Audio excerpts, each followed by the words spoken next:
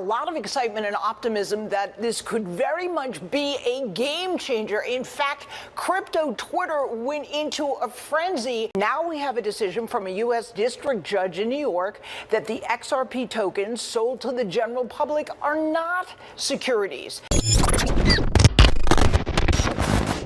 XRP setting the standard along with Ripple, a compliance-first mindset. We didn't get the free pass. We had to fight our way to it. We now have complete vindication. I guess we weren't lunatic whack jobs after all. Andrew Langer has submitted complaints of unethical professional behavior to the New York and California Bar Associations about former Securities and Exchange Commission official Mr. William Billy Boy Hinman. That's right, folks. I guess we weren't so crazy after all. The judge has ordered the SEC to pay $1.8 million in damages for abusing its power against the cryptocurrency company DebtBox. So the damages are real. The damages were done to the broader XRP community when the SEC tried to make the case that all XRP was an unregistered security, and it forced all of the delisting, it forced all of the damages, and I've already gone through it in other videos about how I believe the damages are worth hundreds of billions of dollars. And so yes, we are now exposing the SEC completely. The damages are now being ordered to being paid in the DebtBox case, and if there's damages to be paid for the DebtBox case, well, you better bet there's a little bit to be paid there for the Ripple case as well. There you go. What if the IMF and the World Bank and Davos all vanish? Well, they are vanishing, and it's opening the door to new structural systems like the BRICS. Mm-hmm. I struggle to get more and more information about XRP. They ruled that it's not a currency, but Ripple came back out and said it's not a token either. You know what? I think XRP is going to flourish because nobody knows how to classify it. Definitely. It's unique, and therefore they can use it without saying we've adopted a different currency, without saying we've adopted a digital token. Right, because they don't know what it is. Well, I think they're going to come up with a new classification for it at some point, and all this is buying time. It's all wasted. I don't give a shit. I think it's a digital token, and they just don't want to admit it. Yeah, they're just buying time. If the gold token for BRICS is going to be a gold utility token, then XRP is going to be very similar.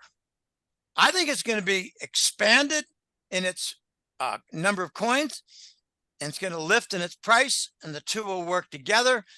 Have to do it that way. You're going to get, sooner or later, you're going to get a country make an application to Ripple Tech to increase the number of XRP where they can use in their own region. I mean, it's a superior digital token. Yeah. Why would Ripple be object to that? Well, they might not think they can control it, but they'd have to get some kind of a licensing agreement. Let's just say Russia wants to triple the number of XRP in their region, and that would have to require Ripple to expand by a certain amount. Ripple expand is for Russian usage in Eastern Europe and former Soviet republics. I don't think Ripple would get in the way for that. They might want to have a tight licensing agreement. And then they got a model, and then the Persian Gulf will use it, and then they'll expand. Then South America will use it, and they'll expand. And the Pacific Rim will use it, and China will adopt it. And all of a sudden, you've got 50 times the market cap for XRP. Yeah. Well, one of their goals, it's even listed on their website, is to be a world reserve currency. The BRICS are going to try really hard to have multiple alternatives to the dollar. I think we're going to continue purchasing from the Persian Gulf, and they're going to shove the yuan and the gold token down the U.S. throat. If we continue to buy oil from major BRICS nations, we're going to have to use the BRICS gold token. And that's where I think XRP is going to come into play. The US is going to say, we'll use XRP. Interesting. And they'll lie to the people and say it's not gold when it is. Okay, here's my forecast, guys. In the next year, we're going to see trade payment like 1/3 dollar, 1/3 yuan, and 1/3 the rest.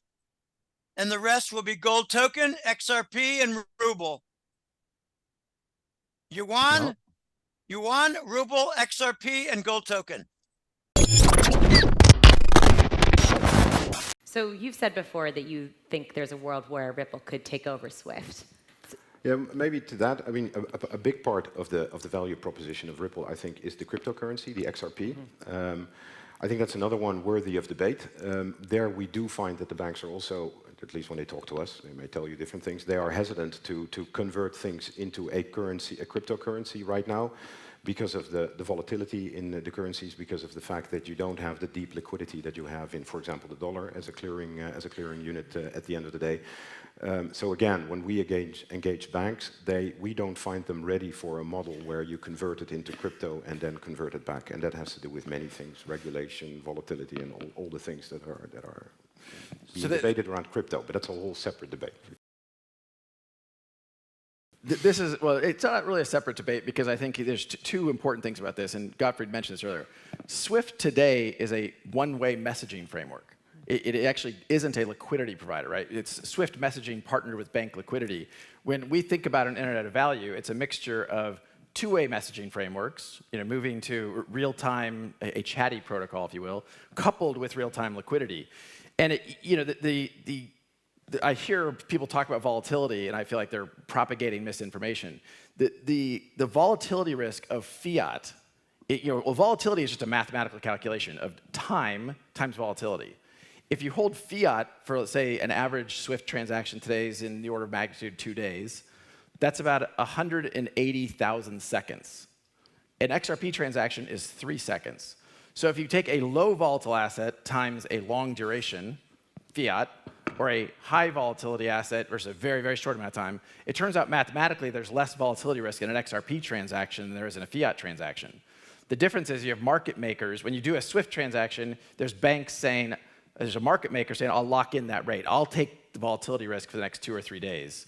With XRP, you don't have to do that because it settles so quickly.